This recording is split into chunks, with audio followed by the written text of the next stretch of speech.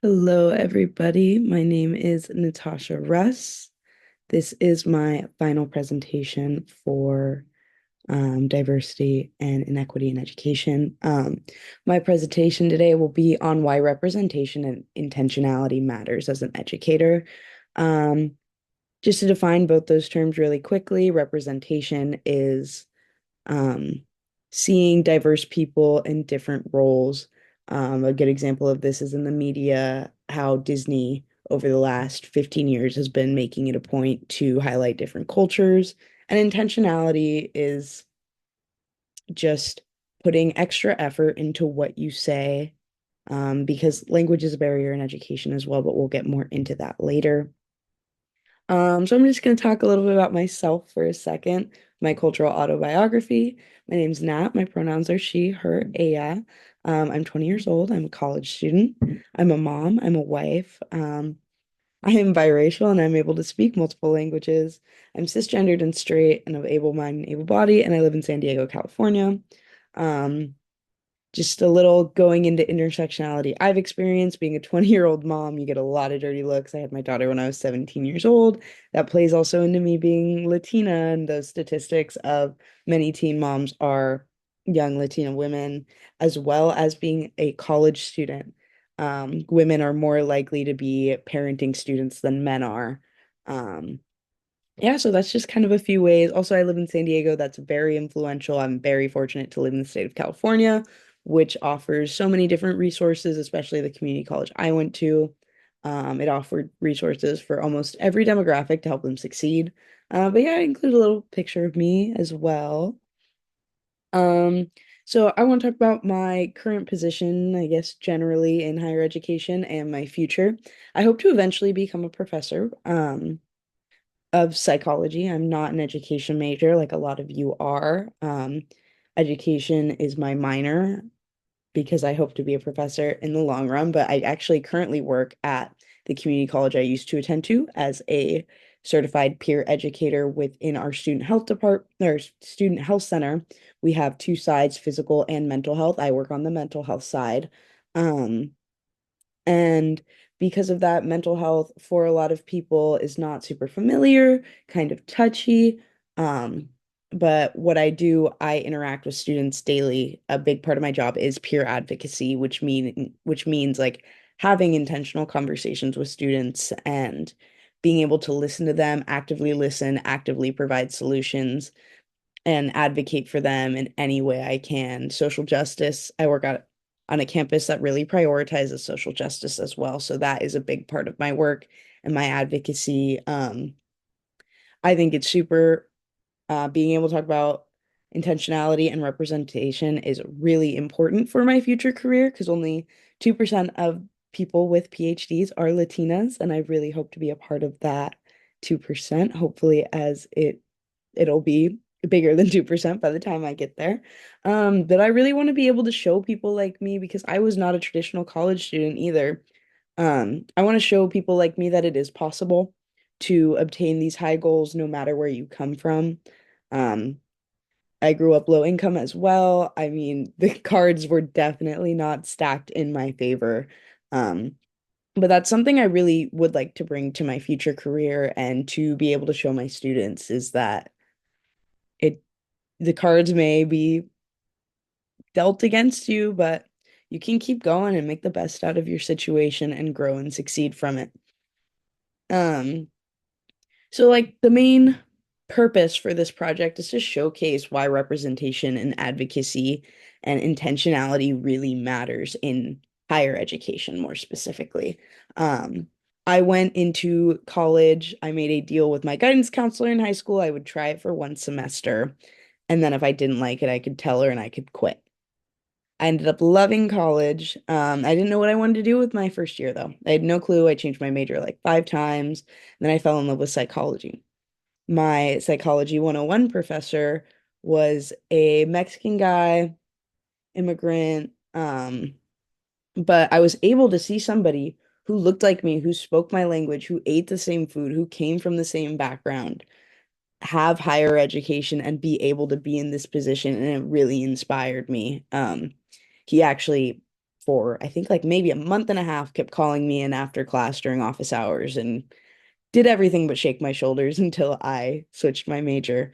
Um, but being able to see someone like that really made a huge difference for me, and to have that advocacy and that intentionality from that professor specifically really kickstarted like why I'm here, why I do it, why I do what I do.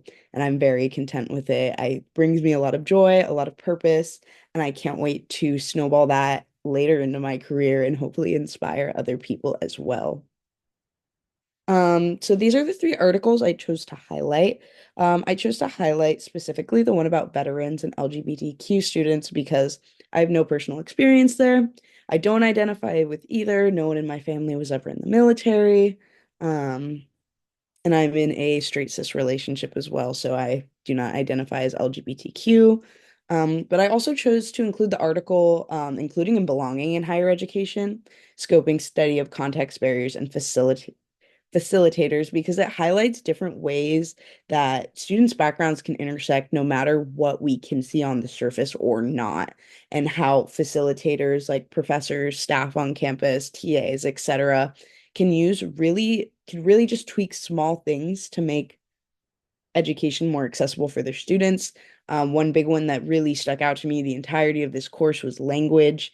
Um, you could tell one student, would you please put your books away? And that student would register it as a command, whereas the other student would register it as an actual question. Snowballing, worst case scenario, they're ending up labeled as behavioral a child with behavioral problems. But again, going back to that article, it specifically goes into how race, gender, identity, sexual preference, and class all intersect very deeply, and how it's never a surface problem. Um, and then the second article, tailoring higher education options for smaller institutions to meet veterans' needs, enhancing inclusion in higher education, practical solutions by veterans for veterans. I think this is an amazing representation of advocacy right here. And even snowballing it into representation in higher education, if we did have more veterans who held jobs in higher educations and could inspire others. I'm very fortunate. The community college I work at has a veterans department, which is run by mostly veteran students. And does everything they can to provide the appropriate resources for those students. Um, and then also there is inclusion in the 21st century, higher education perceptions of LGBTQ college students.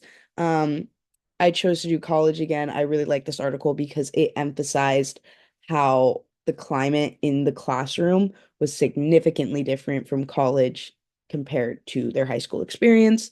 This was a study, data was collected by surveys nationally. But this shows intersectionality here, between sexual identity and what I wanted to point out between that and geography. Because being openly queer in Missouri is a lot different than being openly queer in Southern California. And so I think that's something really important to highlight, specifically for that article. The same goes for our veterans through race, social class, geography, and gender, sexual preference, and identity. Many of our veterans are homeless right now. Um, and that conflicts with, and a lot of those homeless veterans are people of color. So that's intersectionality between race and social class and geography again, because having resources in California is much different from having resources in Texas. Um, but yeah, I just wanted to highlight these three articles specifically because I feel like the first one gives a more broad overview, and then the two others give a more in-depth overview about specific communities that I felt I needed to educate myself more on. So we're gonna talk about the overall takeaways now. One thing that I really got from this course and this research was I will never understand everything my students face, and that's okay as long as I don't pretend to. I can sympathize, but I can't empathize, and the best thing I can do as an educator in the future and as an educator now is be an active listener, listen to what my students need, their experiences, their perspectives, and how that shapes the way that they view the world and try to meet them there or at least think about it deeply. Um, Another thing is, as educators, we have the opportunity to combat inequity every single day. Social justice does not, I know this last election season was crazy, but social justice does not begin or start at the voting polls.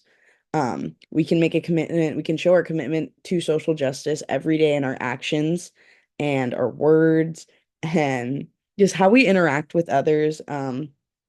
And I feel like that really speaks to intentionality more than anything.